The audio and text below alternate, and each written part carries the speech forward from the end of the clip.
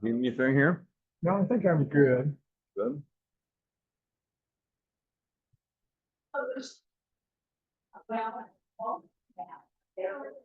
I've noticed this thing is starting to slant downward. So when I look at the screen, I don't adjust for that. It's sort of cocked. I don't know if you've noticed that or not.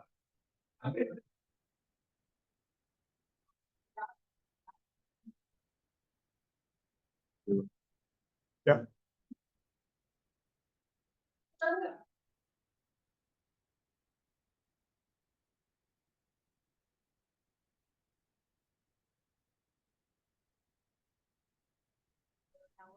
To the National Security and Global Affairs reporter Dan Belouse.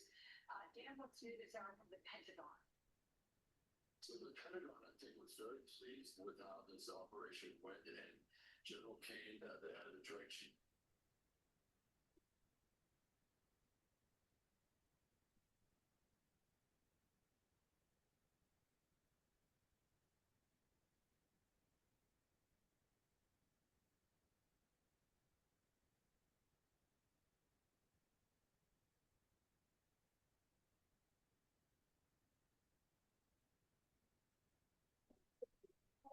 I requested the round tables.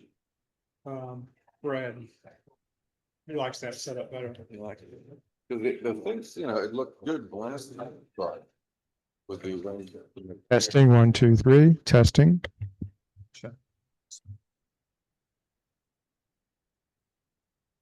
Testing, 1, 2, 3.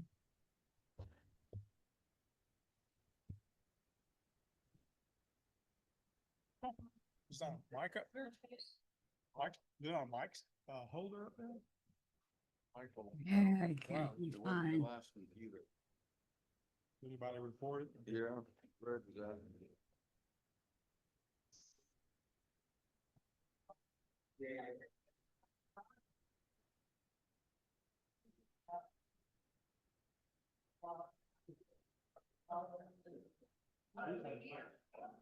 It wasn't like this much, because it's been, a real microphone, that's a thing. I should tell you, I got rid of it.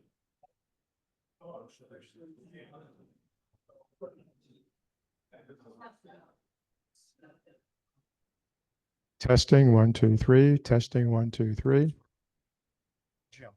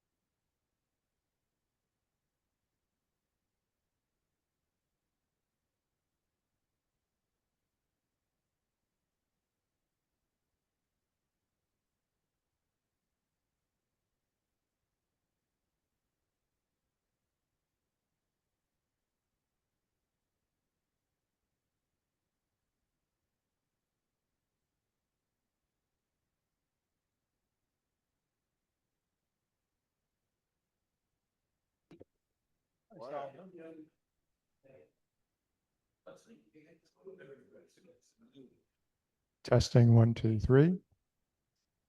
Excuse me. Put this up. Can you put this up? There?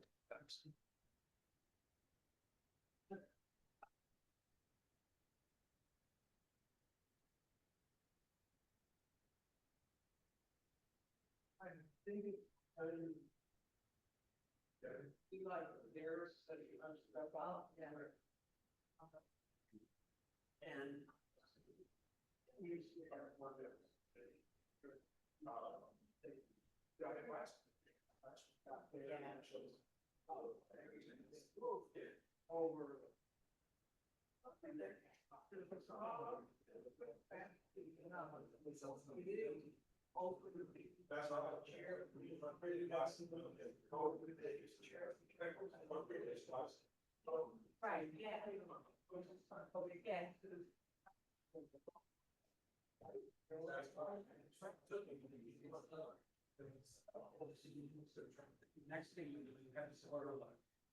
Oh, yeah, yeah. That was their whole effect of the radio.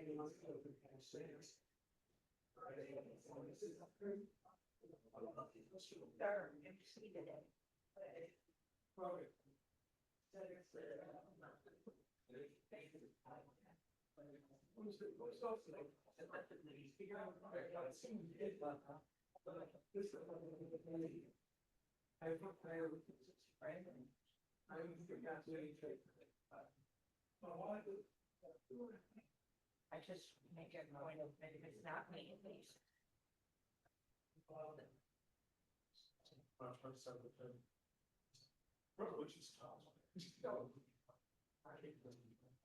Yeah.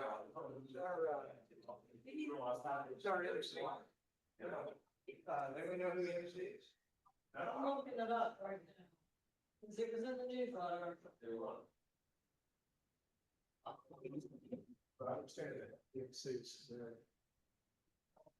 Welcome to the Ethical Humanist Society of the Triangle. Thank you for coming out to our meeting today. My name is Fred Bright. I'm the president of EHST. And it's a pleasure having you here. It's a beautiful day, kind of warm outside, but we've got an exciting topic today, a great speaker, and I look forward to events. Are you the MC, sir? Well, they tell me. I will introduce you to today's MC who will Give me that. Apologies, somehow I missed this and I don't have the slightest idea why I even came up here because I don't know what to say. I feel, oh. This is, oh, we got joke slingers in the audience now. All right. First, there's the welcome mission statement. Welcome to the Ethical Humanist Society of the Triangle. I am your MC for this afternoon. Good luck to you all. Welcome to the Ethical Humanist Society of the Triangle. Thank you for coming out to our meeting today. I'm Solomon Gibson III. I am a member of the Board of Trustees. Cool. The Ethical Humanist Society of the Triangle promotes the use of reason and science in the search for and commitment to living an ethical life that benefits all humanity. We believe that personal inquiry, responsibility, and accountability are the best basis for ethical decision-making. Our weekly forums seek to broaden our understanding of ethics and human nature, and our congregational community encourages us to share these diverse opinions, friendship, and camaraderie. That's true.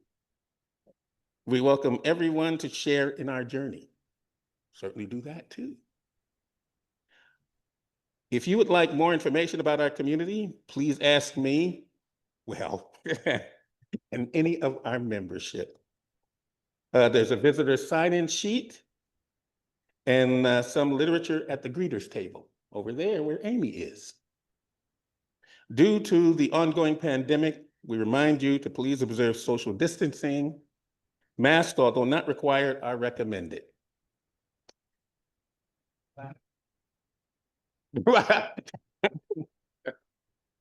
Then you need to scratch this out.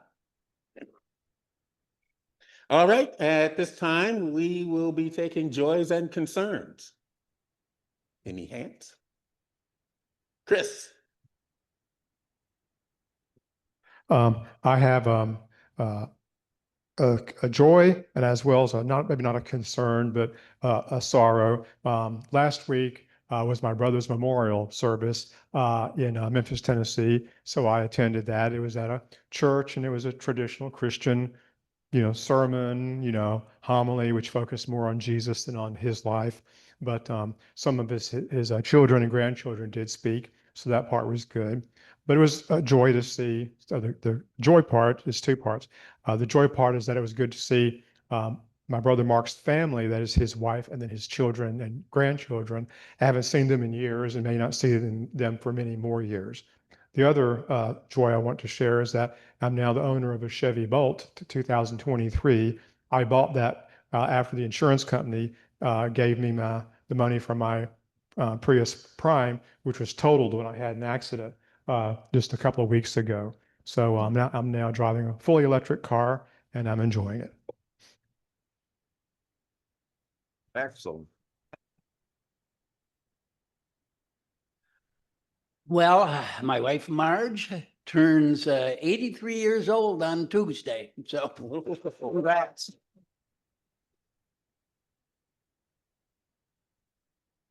So I have a little bit of a car joy also. Somebody backed into our car or hit our car in a parking lot when it was totally unoccupied and cracked the back tail light and busted a little hole in it. And so we have insurance. We called the insurance company, paid a deductible, had to wait a week or so while they fixed it, but it's back in perfect condition. But the joy is they detailed that car and cleaned it inside and out. I have never seen that since the day we brought it home from the dealer. It has never been that clean, and it's incredible. And you're admitting that in public, huh?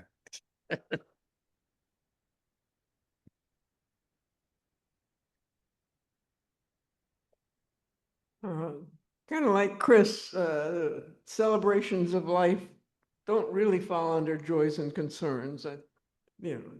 But longtime member Frank Carey died a few months ago, and he hadn't been with us in quite a while. But friends of his had a potluck celebration of life yesterday that I was able to go to, and didn't know many of the people there, but Mary Luckhart was there, and who had known Frank well for quite a while, and it was a very lovely afternoon. Both his daughter and his late wife Charmaine, who was also a member's daughter, were there, so it was nice to make that connection.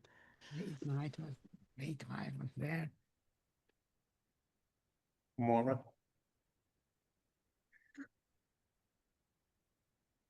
I've been having some really miserable problems after heat stroke recently with the heat coupled with humidity.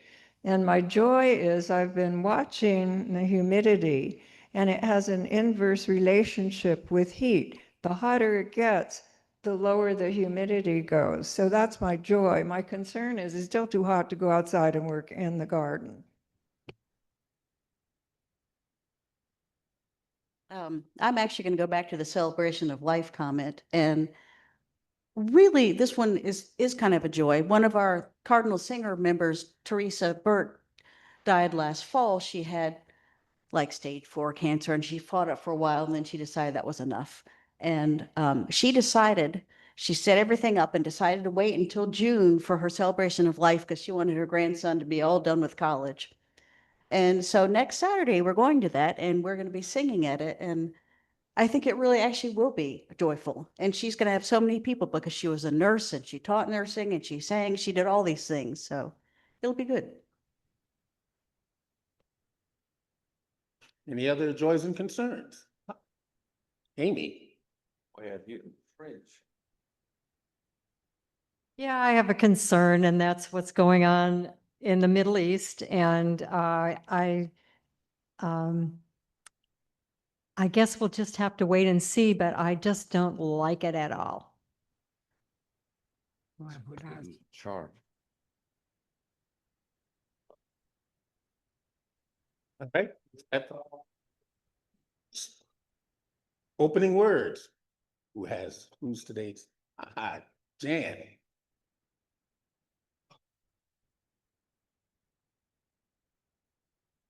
Thank you. A couple of days ago, as you know, was Juneteenth.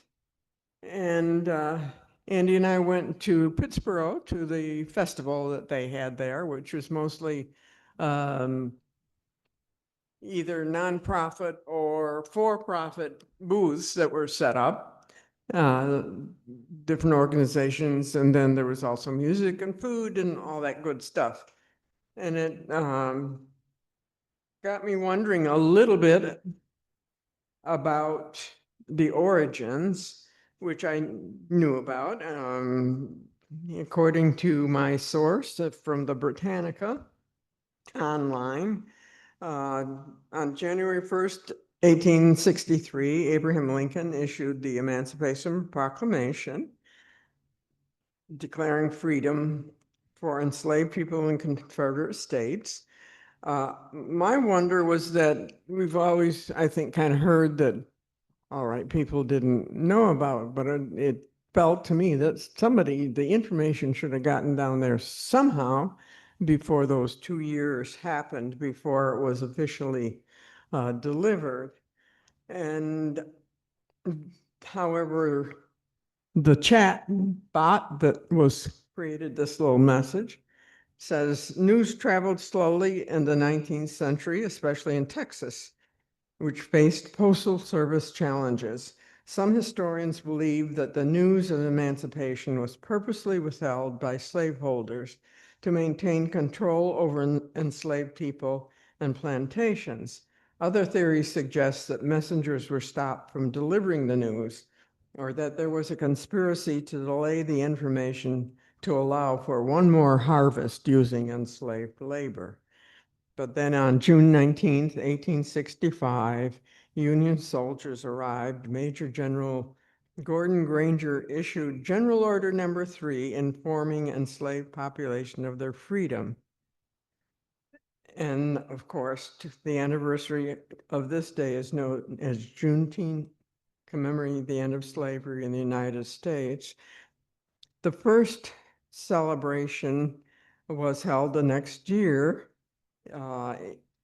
in the state of Texas. And in Houston in 1872, they created Emancipation Park.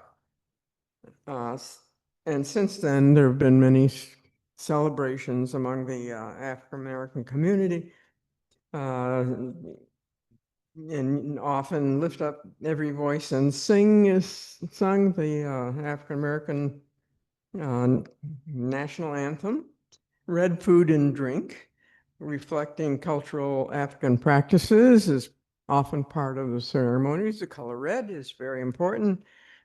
After George Floyd's death and the Black Lives Matter movement, it amplified calls for a national holiday, and in 2021, it was declared a national holiday by President Biden.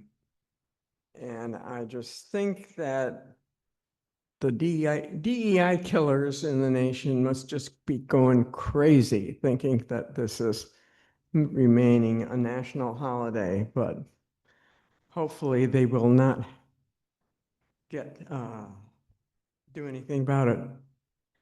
So, and if anybody here has experience with these celebrations in the past, I would love to hear about them. Thank you.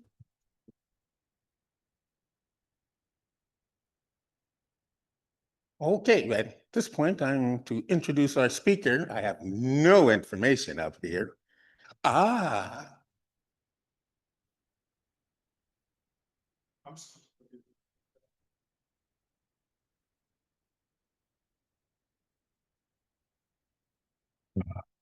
I'll see if I can lip sync it. There you go. Okay, lip syncing. Jim Bowie is a native North Carolinian, and he's a longtime observer of American politics and a participant activist since the age of 16. He is a graduate of UNC Journalism School, a former newspaperman in Fayetteville, Durham, and Raleigh, with a master's degree in journalism and public policy from the American University in Washington, D.C. He is currently an adjunct instructor for communications at Augusta University in Georgia and the publisher of a Substack on the themes of Slender Threads, Global Citizens Public History, which includes many courses in the themes of his presentations that he's given. So he lives in Farrington Village and is going to speak to us about Vietnam and how we might learn something from that, despite the fact that we all think we know, because we know that those who don't learn from history are condemned to repeat it. Jim? Jim Bowie.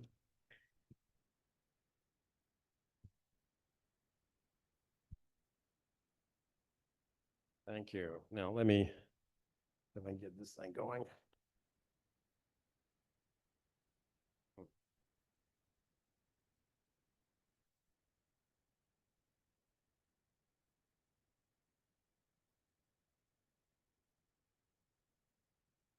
Sorry, our mic stand.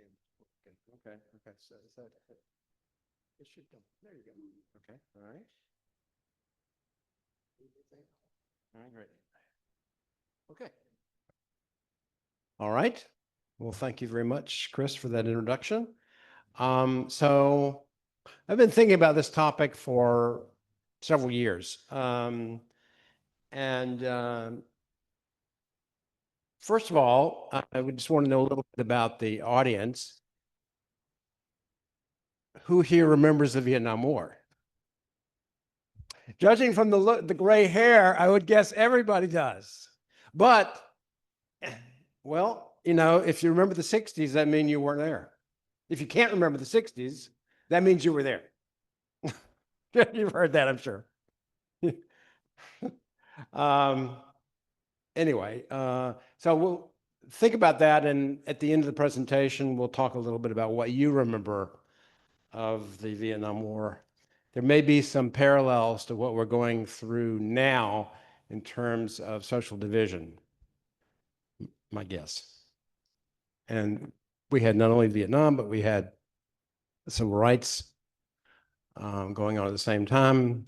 We had the women's movement, a lot of cultural conflict and fluidity at that time. And there's even a debate on whether that time maybe was more conflicted than what we have now, possibly. Okay, so first I want to talk about how my mind has changed about Vietnam. I turned 18 in 1972. Fortunately for me, the draft ended in 1971. My birthday was number one. And so, you know, I remember watching Walter Cronkite, and he began the broadcast with my birthday as the number one lottery. Oh, thank God I'm not 18 yet. Because at that time I was going door to door in my little town of Scotland County called Wagram in Scotland County, North Carolina. And I was asking my neighbors to sign a petition for Congress to end the war in Vietnam. I got very interesting responses from my neighbors. You know, most of the responses were things like, President Nixon is our president. We must respect our president. And he knows a lot more than we do. And so let's let him make these decisions. That was the most common. And then I would encounter some World War II veterans. And some of them had complex opinions, but the one I remember the most was a veteran who actually I had adored when I was 6 because he had a Thunderbird convertible, and he used to take me around in this convertible. But by the time I was 16 years old, he was experiencing a lot of PTSD and was very bitter about the war. And so I went to see him, and he like shouted at me, shook his fist at me, called me a communist, and get the hell out of my house. And this was a neighbor 3 doors down. And so that was a rather striking experience. And then I went to the minister of the Presbyterian Church and asked him. He looked very uncomfortable, and he quoted the Bible saying, "There are always wars and rumors of wars, and we can't do anything about it." And so that really alienated me from the church for a while. So I was kind of involved in the peace movement, and remember going to Washington to watch debates in Congress. Congress at that time was very exciting. I could sit in the Senate for hours and watch these very interesting debates between senators over the war, and they really took a sense of responsibility for the nation's destiny. In college here at UNC, I double majored in journalism and political science, and I read a book called Fire in the Lake, A History of Vietnam and I met the author, Francis Fitzgerald, who was a professor at Harvard. Anybody ever read that book? Yeah, I just thought it was extraordinary, really well written, and it gave a vivid sense of Vietnam. And so what that book taught me was that to understand Vietnam, we had to see it from the point of view of the Vietnamese, not the point of view of Americans. Americans generally tend to make the mistake in our foreign adventures of seeing things only from our point of view. We don't even seek to understand the point of view of the people who live in those countries that we bomb. So in 2012, I was living and teaching in Abu Dhabi, United Arab Emirates, and I used to joke that I could see Iran from my house, like Sarah Palin, but it was actually 20 miles across the Strait of Hormuz, and we actually went sailing out in that strait one time, and one of my students got apprehended by the Iranians. That's a different story. But anyway, so there may be parallels to what we're experiencing now.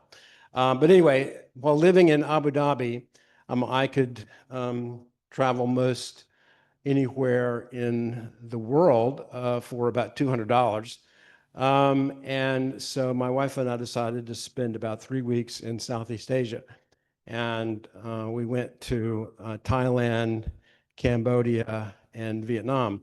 And that was the most fascinating, mind-expanding experience, maybe one of the most mind-expanding experiences of my life, because I had read about all these places, and here I was actually observing it firsthand.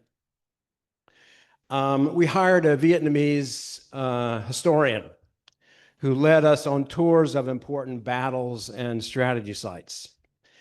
But he seemed, the main thing I remember about him was he seemed haunted by the war's legacy. And he engaged in a lot of, I guess I fueled it, in a lot of what ifs of American history and battle plans and decision making about the war.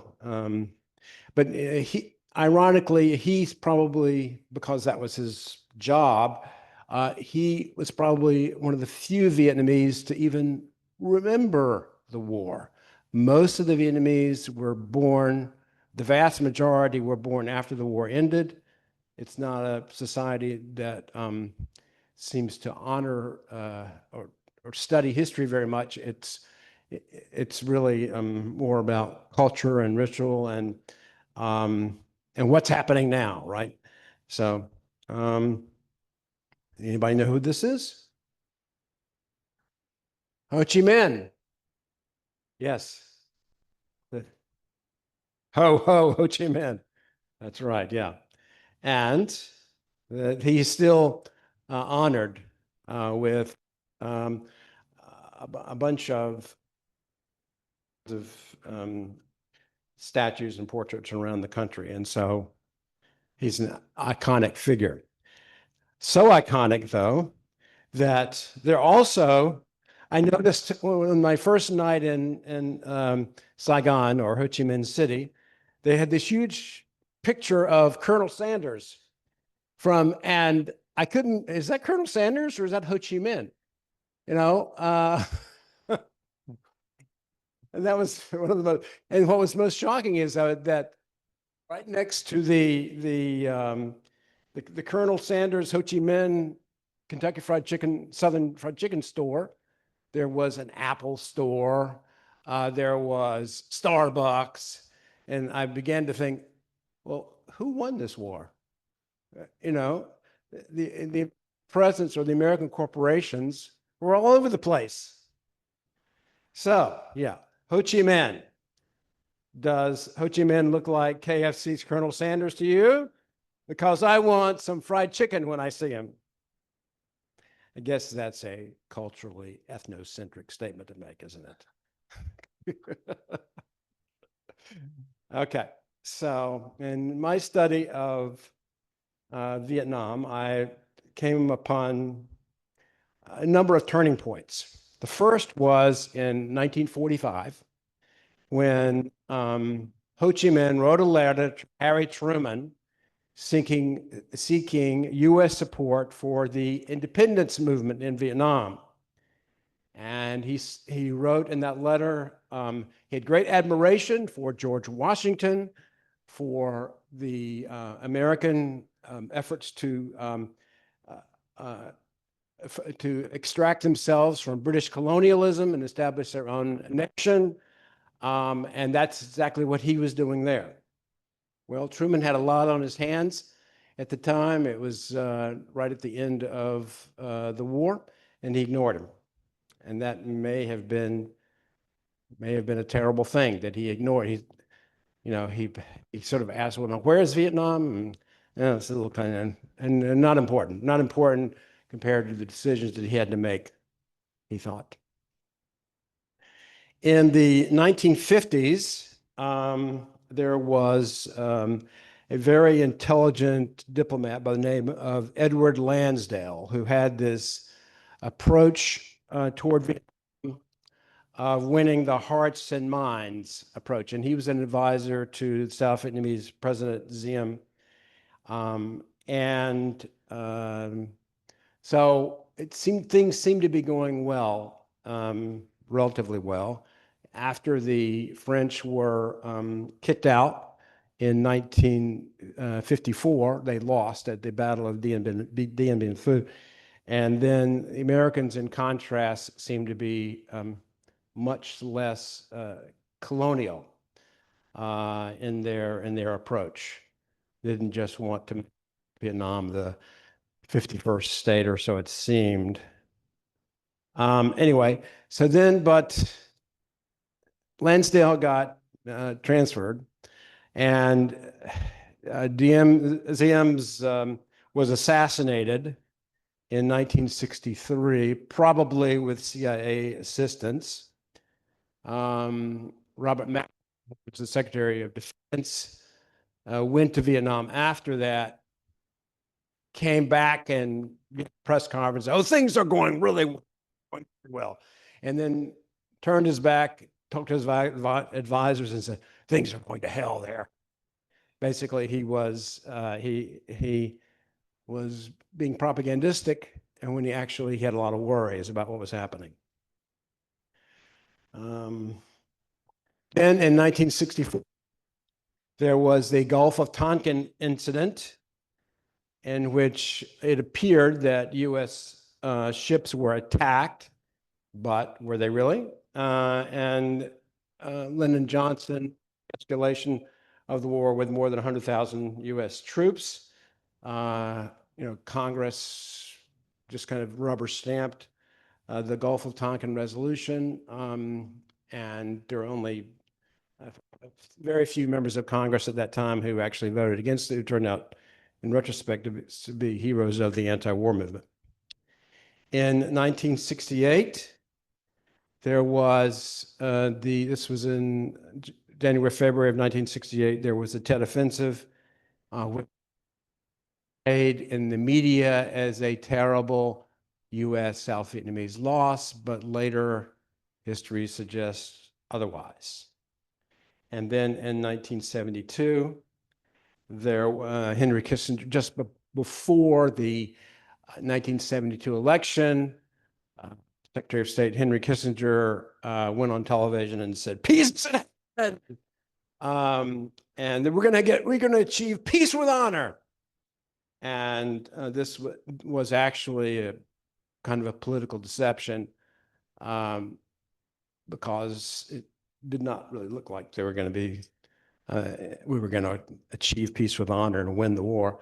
And then that Christmas, Nixon bombed the dikes of the bridges of the dams in North Vietnam, causing a lot of death. A very interesting book on this subject is by Max Boot, called Edward Lansdale, The Road Not Taken, Edward Lansdale and the American Tragedy in Vietnam. Basically, Lansdale's strategy, to me, it's from the most convincing and disturbing thesis. And this book came out in 2017. It profiled Lansdale, who was a CIA operative who was so successful in thwarting a leftist revolt in the Philippines, and he was an early architect of Vietnam policy. He was a constructive, benign advisor to South Vietnamese President Diem, but he was shifted to the Cuban crisis in 1956, and then returned to Vietnam after that fiasco in which we lost Cuba to Castro.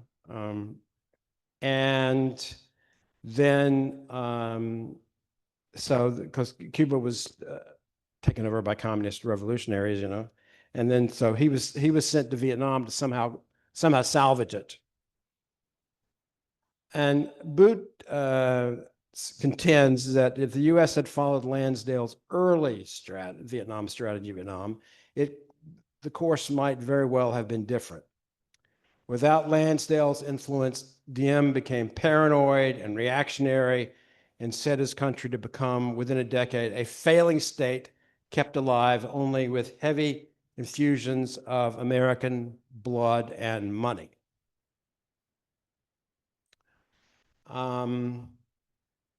Lansdale had been ingenious in sort of creating this stable democracy in the Philippines, which is still, a strong American ally. And then we have, looking back, we often wonder, well, how the hell did we get in Vietnam? Well, we were able to achieve success in the Philippines and in South Korea and in Germany and Japan. So that gave Americans a sense of hubris. We cannot, we are the kings of the world. We cannot lose. Well, we found out that we could. So that Gulf of Tonkin incident in 1964 was when U.S. destroyers engaged North Vietnamese torpedo boats. The U.S. National Security Agency publicly claimed the U.S. was attacked twice, but privately acknowledged that there was no second attack. The incident led to a congressional resolution escalating the Vietnam War and permitting the president to send hundreds of thousands of ground troops. And if any of you have been to Vietnam, okay, I'll talk to you afterwards. One of the amazing things for me was to actually go into the Gulf of Tonkin, and it's near Ha Long Bay, which is this incredibly beautiful spot. And we had first, we had a tour on this boat with about 20 other people. And then one of the guides said, if you want to stay another day, we'll give you a boat. I said, yeah. And so he said, this will be yours. Yours and your wife will have this little yacht. And it was incredibly inexpensive that he gave us another 24 hours in this incredible bay, and then out into the Gulf of Tonkin. And that was just amazing. And then in 1968, there was the Tet Offensive, which was a surprise North Vietnamese attack on South Vietnam. American forces were initially reported to have a huge loss. It was huge for the U.S. and South Vietnam. It caused American public opinion to turn against the war. President Johnson, unable to convince the public that the North Vietnamese had suffered an enormous loss, sought a negotiated settlement. North Vietnamese leadership was shocked by how well the Americans and South Vietnamese retaliated, actually, and became despondent at their own casualties and the outcome of the offensive. If the Americans and South Vietnamese had persevered without negotiations, they might have won a Korea-style settlement. That's also quite tragic. And then between 1966 and 1972, the U.S. attempted to bomb the dikes of the Red River, which, if completely successful and the Red River Valley was flooded, would have drowned somewhere between 200,000 and 1 million North Vietnamese. And there were American generals who recommended that, but we didn't go that far, but we did a hell of a lot of damage over that. The U.S. bombing campaign, we dropped 7.5 million tons of bombs on Vietnam. It was equivalent to 150 Hiroshimas. There's ongoing harm of Agent Orange and unexplored ordnance. I remember flying into Da Nang, this was in 2012, getting off the plane and saying, what is that smell? And what I was told was, oh, that's Agent Orange. There is a supply of it right next to the airport here. We saw quite a number of deformed babies and children during our time there. And kind of going there and touring certain sites and museums, I kind of felt like I knew what it was like to be a German, modern day German, touring a concentration camp. I said, well, this is what we Americans did. We think that we're not capable of what the Germans did, but we certainly are. So, yet 50 years later, I encountered very little bitterness from the Vietnamese about what we had done there. It is one of America's strongest allies in Southeast Asia. And I'll show you some. There's a little clip here. I think this will work. There is, let's see, I don't know if do we have sound? Let's see if this works.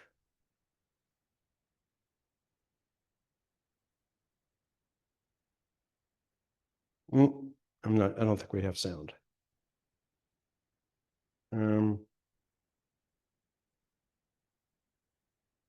Okay, well, I'll summarize this. Basically, this was a PBS report. It's only 11 minutes. I can maybe show the pictures of it. The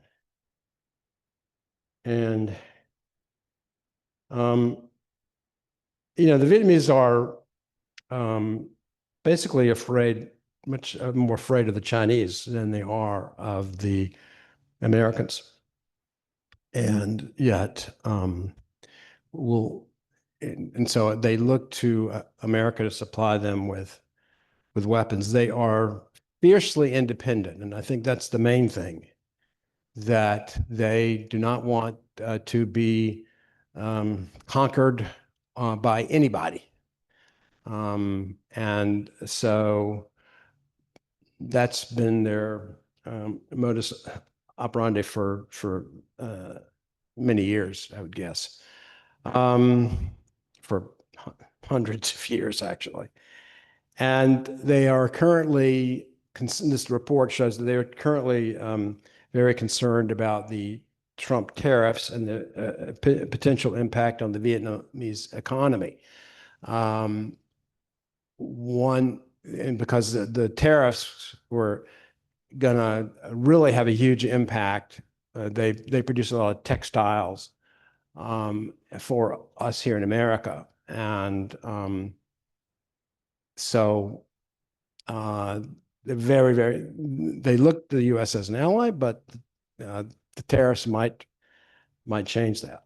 So there's a lot more to say about that. Okay. Another thing I will recommend to you is, who knows a lot more about Vietnam than I do, is my colleague in Abu Dhabi, Steve Raymer. He's a photojournalist, and he's a Vietnam veteran. He served as a U.S. Army Public Affairs officer in Vietnam from 1967 to 69, escorting journalists who covered the war. And then he wanted to become a fighter pilot, but his eyesight wasn't good enough to pass the eye exam. Ironically, he went on to distinguish himself professionally and fearlessly with his eyes. In 1972, he joined the staff of National Geographic and traveled to more than 80 countries in 2 decades. But he's been to Vietnam more than 30 times and wrote a book about it. And he has a Substack called Through the Lens.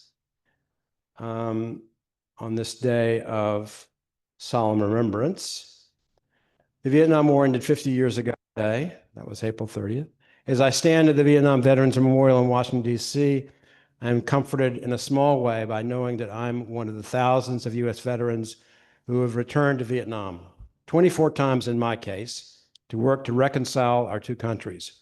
We Americans are now Vietnam's largest trading partner, and our security relationship is rock solid. My Vietnamese friends have studied in the United States at Duke University in North Carolina, college in Minnesota, among other institutions, and their children have their sights set on higher education in the United States. This didn't happen by accident. Life is full of anguish, heartbreaking twists and turns, no more so than with the 58,000 plus Americans and the 3 million Vietnamese who died in the so-called American War between 1963 and 1975. May we veterans continue to dedicate some part of our lives to reconciliation and to finding more in common with the people of Vietnam than what separated us 50 years ago. And this is one of his pictures. Veterans search for names and friends and loved ones at the Vietnam Veterans Memorial in Washington, D.C. And he actually took this with just an iPhone. Pretty good. But anyway, I recommend his Substack, Stephen Raymer. It's called Through the Lens. All right. And okay. So, remembering the terrible divisions within the U.S. during the Vietnam War, and later visiting the country and almost falling in love with it, with the people and the culture, and seeing how they admire American initiative, I think, what the hell was that war all about? It seemed to be so unnecessary. Couldn't we have done it a different way? And I began to wonder about other involvement we have in the world. But anyway, the point is that we should have done better to understand the Vietnamese people and try not to fit that country and other countries into dogmas, whether Cold War dogmas, religious dogmas, or I've been to 40 countries, and almost none of the dogmas that I learned here turned out to be entirely true about other countries. So And then that's my conclusion. So now we'll go to your questions and observations.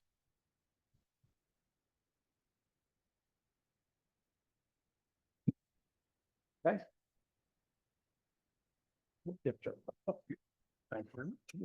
Have you back in just a moment for questions and answers, but first we have to take care of some stuff.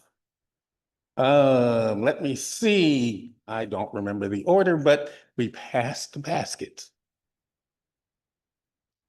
Actually, script. Ooh, wow, page 2. Our society is an all-volunteer organization, and we receive no money from any other organizations. We survive due to our commitment to our common goals, and so we pass the basket, and thank you in advance for your generous donations.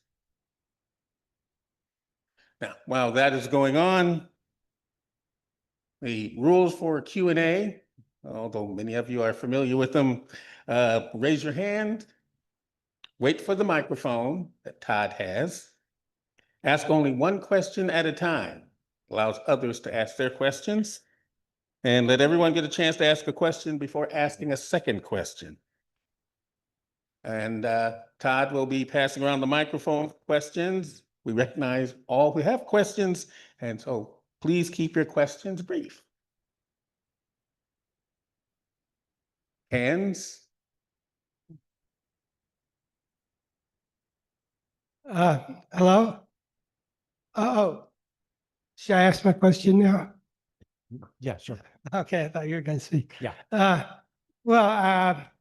As to what might have been done differently, if the United States had honored the Geneva Accords that Viet Minh with France have 1956, Ho Chi Minh's party would have won, and that would have been it. I guess there wouldn't have been a war. And Well, they were communist, right? That was our thinking back then, right? Yes, well, that was, of course, the American view. Like, Iranians are terrorists. I have a question. So it was the domino theory we were preventing, this Right, yeah. of communism taking over, but was it the North Vietnamese who were fighting us, or it wasn't? I had the idea China was working with North Vietnam to take over the country and make it all communist, but that's not true.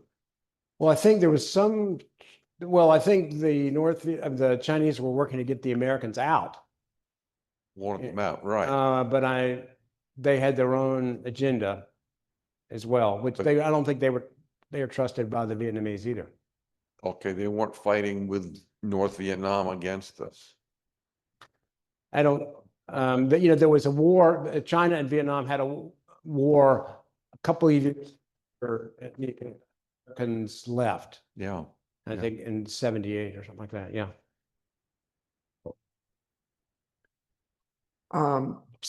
Early in the war, I read a book about Vietnam that was written by I believe a journalist who knew the area.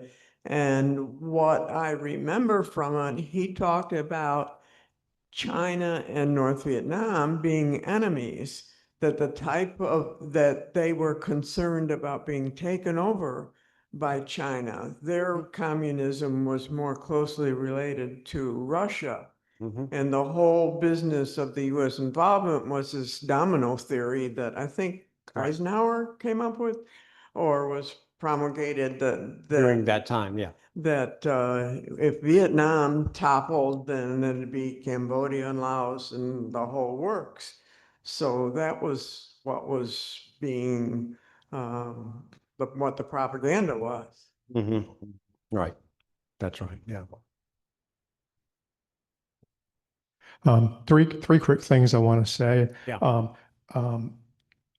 I watched the PBS special by Stanley Carnell based on his book about Vietnam. And that was really a compelling piece. And I even bought the book and read it in addition to that. One thing he said about the Tet Offensive is that that came at the same time Johnson and his men were running around saying, we've almost won the war. And then they launched this huge offensive. So it was the psychological damage they inflicted on the U.S. It is that in contrast to what we actually know now is that we were very successful in repelling them, as you pointed out. But the psychological damage was just incredible to the U.S. participation. The last thing I'll say is that the first editorial I ever wrote, I was living in Memphis at the time. I wrote it to the morning newspaper, the Commercial Appeal. I wrote against the bombing of the dikes, and they published it. So I was 16 at the time. All right, very wise.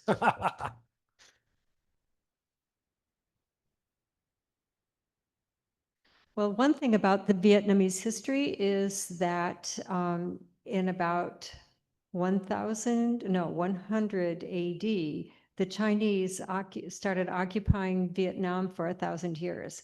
And the Vietnamese are very proud of having kicked them out after 1,000 years. So they saw the American experience in Vietnam as a very temporary thing. And they were very proud, and they're still anti-Chinese. Right. And you get a sense of their long view of history when you go there and you say, well, they hardly remember that little blip of American involvement. That was just such a small blip. Yes. Hi, thank you. Great talk. I read a book a while ago by a historian named Barbara Tuchman, and it was called The March of Folly. Right. And the subtitle was from Troy, the Trojan horse, to Vietnam. And basically, it was a thesis about why governments pursue policies contrary to their own best interests.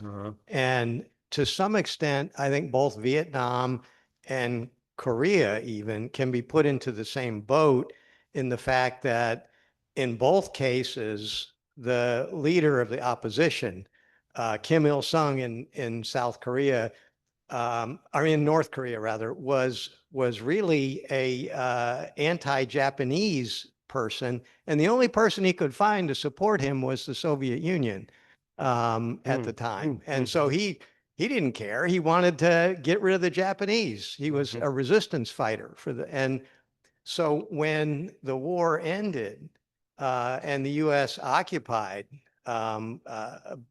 most of that peninsula,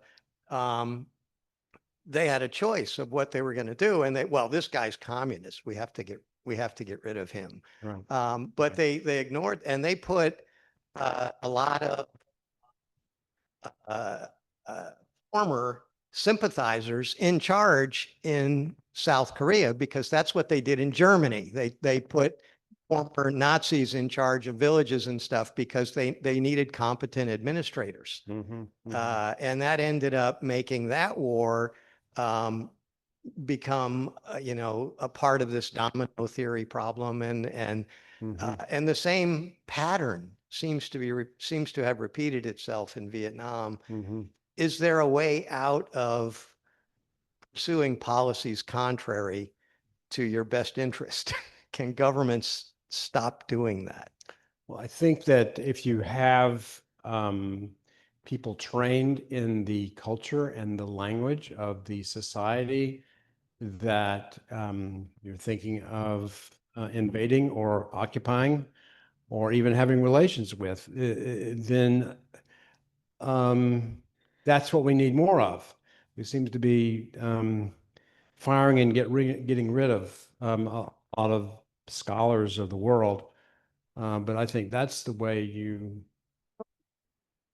go about it. I mean, when I was in Abu Dhabi, I would meet a few Americans who were Arabic speakers, and they would come to Abu Dhabi on their holiday from Iraq, and they would just shake their heads and they said, we don't even know that society, because I'm one of the few Arabic speakers. We just don't know it. And just bites us in the butt, because we don't know the society, Yeah, I had just a couple of things. One, I was curious as to, in the end, there was the question of what this was all about. And I was curious, based on the title, as to did American involvement improve things, or was it detrimental if America had never become involved in the first place? And my second thing was, you said at the beginning that you believed one thing about Vietnam, but now that had changed. And I was also wondering what that was. I believe that it was a simple moral choice when I was in high school and early college. It was a simple moral choice, and we were immoral and we should get the hell out of there. And then talking to that Vietnamese historian, I realized, and this was 40 years later, that he was still haunted by our choices and felt that our we were guilty of a moral failure of not sticking with them. And he was haunted by it. And but I think that what's amazing is that the Vietnamese seem to have, at least the South Vietnamese, seem to have embraced capitalism. I mean, these people are really have incredible initiative. They are so eager to please you as a tourist, they have so much entrepreneurial spirit, and they work many long hours to try to get ahead. And I don't know if that's American influence, but you also see a lot of American corporations, multinational corporations there. Not only the fast food, but the tech companies are all there. And then they see, they want to make shirts and clothes for us. And you would go into the market and you'd have these bargaining sessions with the manufacturers of the shirts and the jeans and the clothes, and they were fierce bargainers, but my wife was too, and so and so I think my wife won one session, the dealer we're working with, she's too fierce. Sort of like the Vietnam War all over again. It's funny, yeah. Do you know where Ho Chi Minh was educated? In London or in the US, I think, right? Okay, I'm not sure. I was asking. What? France, that's right. France, yes. Yeah. Yeah, that's right. Yeah. Uh-huh. Oh, well, it's in my turn. Oh, okay.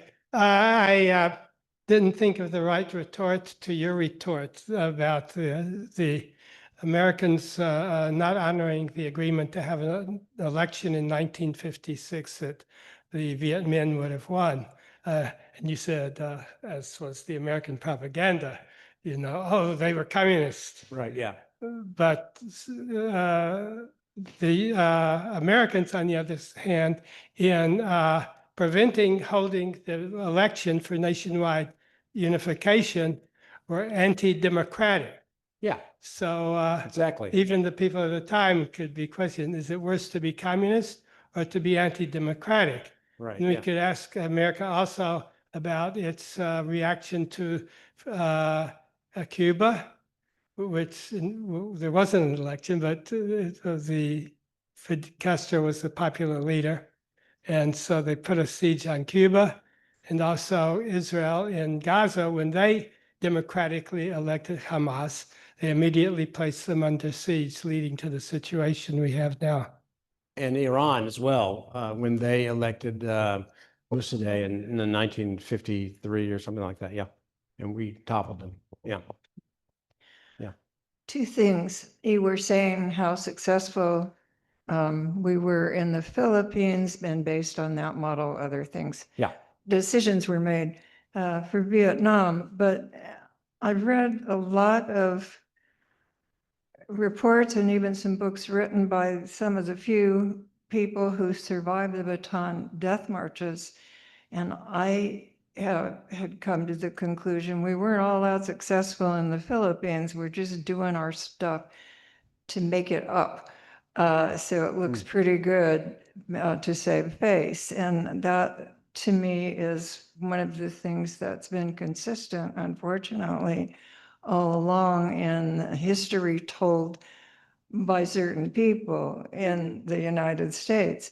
And the second thing is, I believe the same thing is going on with the US and Iran.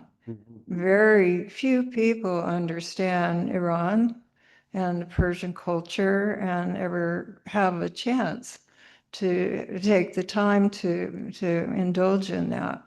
I have Persian relatives and also have been really concerned because it is a fact known by so many people and not told the truth about in this country.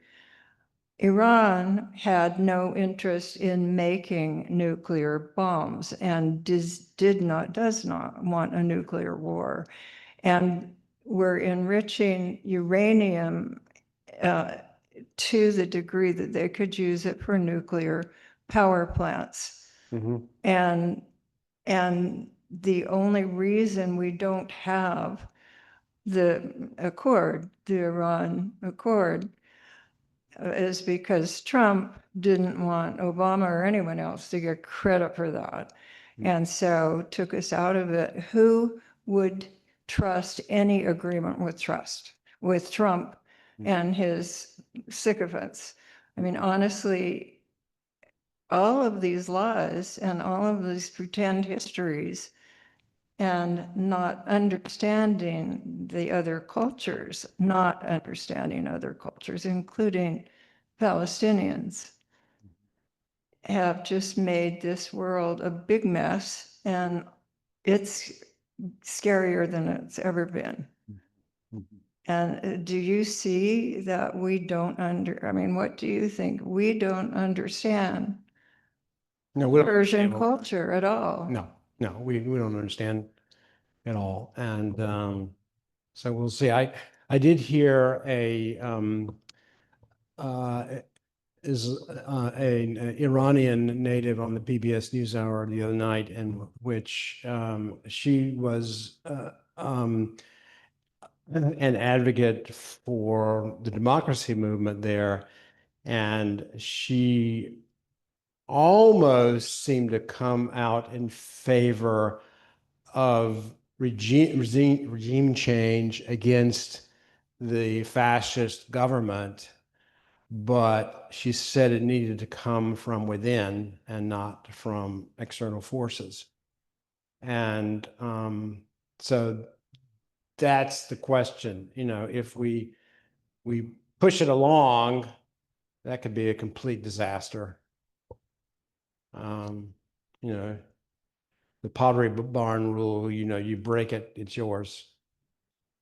Quick question. You mentioned in the Tet Offensive that North Vietnam didn't realize, well, they were really injured in that. And if we had kept up the offensive, we could have won. Well, so what would have been the difference if we won the Vietnam War?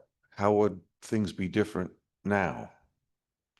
It wouldn't be. Well, I think that it would be more capitalist, probably. Even the North might be more capitalist, but the Vietnamese are very strong-willed. They were always going to shape their own country, and then sooner or later they were going to tell us to probably get lost, because this was their country and they want to determine what the future is. So if it's a communist country now? It is, Oh, but it's capitalist. Vietnamese much more than it is communist, I think. Yeah.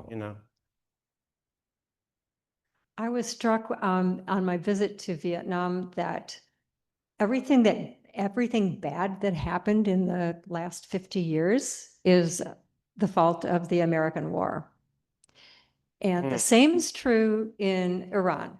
Everything bad that has happened is death to America. Everything that bad that happened since the Ayatollah took over is America's fault. So we brought this on ourselves. We brought that on ourselves, and we have not learned from history. And We make a it's good scapegoat in that sense. Yeah, you know, and that's right. And, you know, if you've got that bad, evil invader, then you can blame them for everything. Yeah. I'm trying to remember the dates of the French involvement in Vietnam, which preceded our own. Yeah, I And think it they was spectacularly failed in their 46 mission. to 54, I think. I mean, 54 is when got kicked out. Yeah. Yeah, they were terrible. Yeah.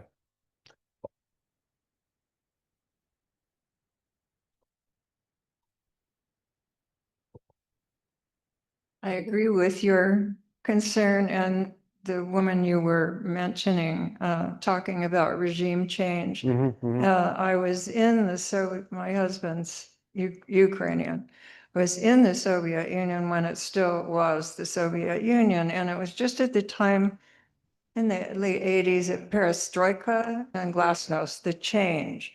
And I was asking some of the old ladies, matryoshkas, the grandmas, are you happy to be changing from Soviet rule? And they, to each one individually in different places, said no, because there is no structure in place to change to, and it's not going to get better in our lifetimes. It's going to get much worse than it is even now, which is true for them. It did. And I see that, you know, the point about Iran. There's a better chance that if we knock out the regime that exists now, a worse one will come in, you know, Islamic extremists who are, you know, worse than what's going on. I mean, I don't know any of my Persian family who's happy about Khomeini coming in. In fact, they made miraculous and really difficult escapes after the Shah was deposed. So people are not happy, but they're surviving it.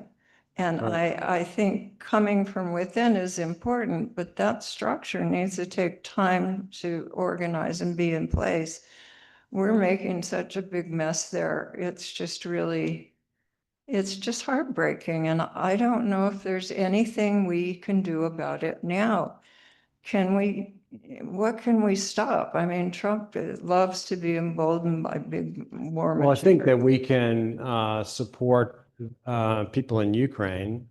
And I think that we can support, I don't know whether this democracy movement in Iran, I'd have to need more to know more about it, but I'd be interested in that. And in Russia, I went to Russia first when I was here in Chapel Hill as a student in 1978 with a group of other UNC and Duke affiliated people. And they were so proud of their Soviet Union, and the tour guides would tell us, "Oh, we are 50 years ahead of you in the United States," and you know, a lot of propaganda, and we were able to get beyond the propaganda from the tour guide.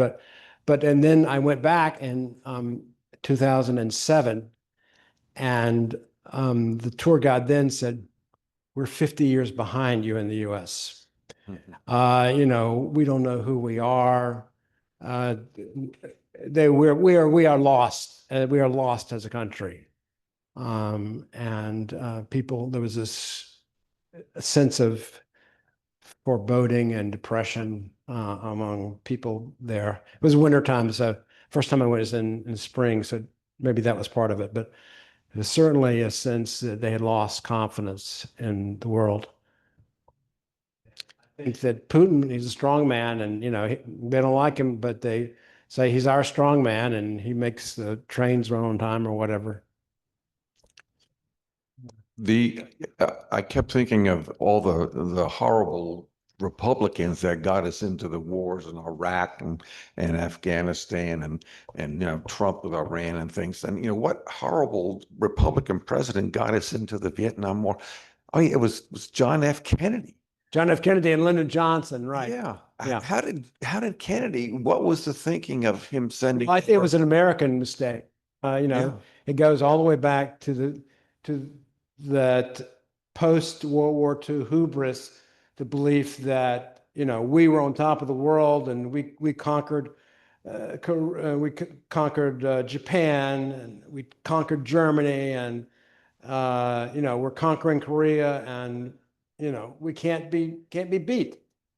And that was our national experience. It wasn't a partisan thing. And in fact, I think most of the wars that we've had, they've not been partisan. I mean, they're not just one party being stupid about it.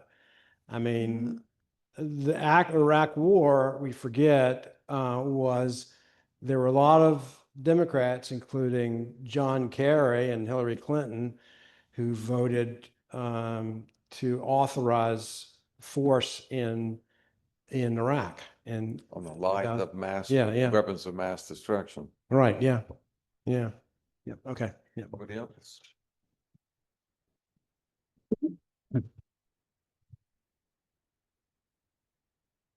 Once more, a round of applause for our guests this afternoon for a wonderful talk and Q&A.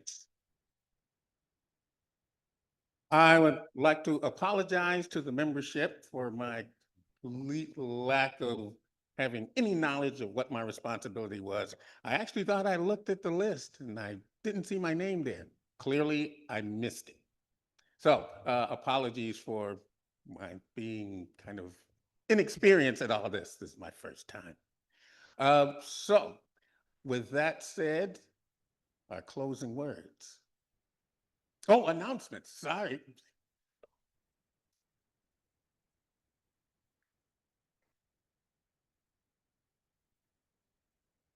Just as a reminder, next Sunday is a fifth Sunday. We will not be here, so if you show up, the doors will be locked. Fifth Sundays are generally, and this one will be, an AEU talk, and I have totally blanked on what it's going to be. The Sunday after that is July 4th weekend. And again, we won't be here, so don't come. The Sunday after that is the second Sunday, and we'll be back on Zoom, so don't come. But July 20th, we'll be back here in person. So we're looking forward to it. The July 4th weekend is a holiday weekend. We have chosen to not have a meeting at all because it's really a time when a lot of people are out of town. So the program committee gave ourselves a break.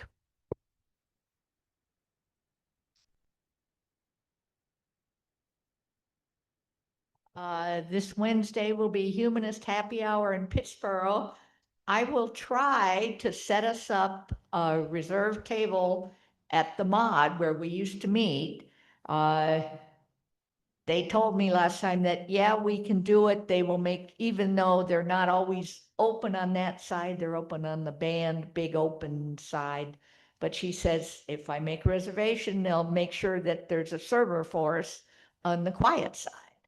I don't know that for a fact yet, and they'll have to open that door for us, which isn't always open on Wednesday nights, but please let me know if you're coming on sometime by Tuesday, because I'll call in a reservation and hopefully tell them, oh, yes, we have a big crowd coming. But also keep an eye on the listserv and your email, because if somehow they don't follow through, then we'll end up at the brewery.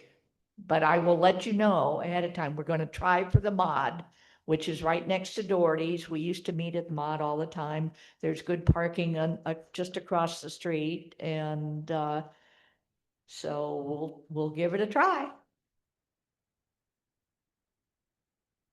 Any more announcements? All righty, now closing words.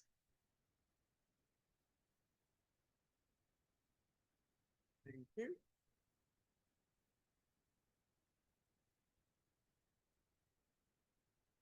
Well, in recognition of the summer weather that is here with a vengeance and our lovely 90-degree days, I've got a poem by Mary Oliver called The Summer Day. Who made the world? Who made the swan and the black bear? Who made the grasshopper? This grasshopper, I mean. The one who has flung herself out of the grass, the one who is eating sugar out of my hand, who is moving her jaws back and forth instead of up and down, who is gazing around with her enormous and complicated eyes. Now she lifts her pale forearms and thoroughly washes her face.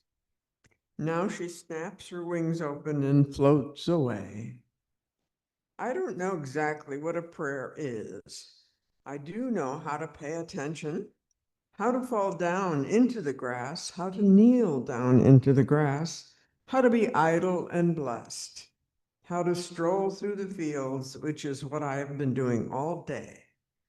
Tell me, what else should I have done? Doesn't everything die at last and too soon? Tell me, what is it you plan to do with your one wild and precious life?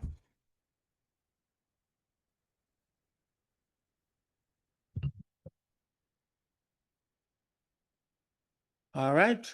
Although our meeting may be over, our fellowship continues. Please